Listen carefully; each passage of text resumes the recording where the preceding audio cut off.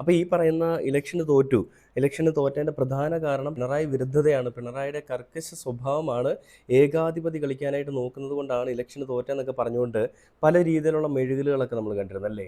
അപ്പോൾ അങ്ങനെ മെഴുകലുകളൊക്കെ വന്ന സമയത്തും പിണറായി വിജയൻ സഖാവ് പറഞ്ഞത്, ഞാൻ തന്നെ മുന്നിൽ നിന്ന് ഈ പാർട്ടിയെ നയിച്ചോളാം, എൻ്റെ ഭാഗത്തു നിന്നുണ്ടായിട്ടുള്ളൊരു ഫോൾട്ട് ആണെങ്കിൽ ഞാൻ തന്നെ അത് പരിഹരിക്കാനായിട്ട് മുന്നിലേക്ക് നിൽക്കാമെന്നാണ് അദ്ദേഹം പറഞ്ഞത്. അങ്ങനെ അതുകൊണ്ട് തന്നെയും മേ ബി അദ്ദേഹം തന്നെയായിരിക്കും പ്രതിപക്ഷ നേതാവ് എന്നുള്ളൊരു സ്ഥാനത്തേക്ക് ഇനി വരാൻ പോകുന്നതെന്നുള്ളൊരു കാര്യത്തിൽ ഒരു സംശയവുമില്ല. അങ്ങനെയാണെന്നുണ്ടെങ്കിൽ ശരിക്കൊന്ന് വിയർക്കാൻ പോകുന്ന വി.ഡി. സതീശനും ആളുകളുമായിരിക്കും. അപ്പോൾ എന്തായാലും മോഹൻലാലുമായിട്ടുള്ള ഒരു അഭിമുഖത്തിൽ എന്താണ് പിണറായി വിജയൻ സഖാവ് പറഞ്ഞതെന്നും ഇന്നിപ്പം നടക്കുന്ന കുറച്ച് കളികൾ ഞാൻ നിങ്ങളെ ഒന്ന് കാണിച്ചു തരാം. അപ്പോൾ നേരെ നമുക്ക് ആ ഒരു ഇരുവറിൻ്റെ ആ ഒരു അഭിമുഖത്തിലെ ചില ഭാഗം ഒന്ന് കണ്ടു നോക്കാം.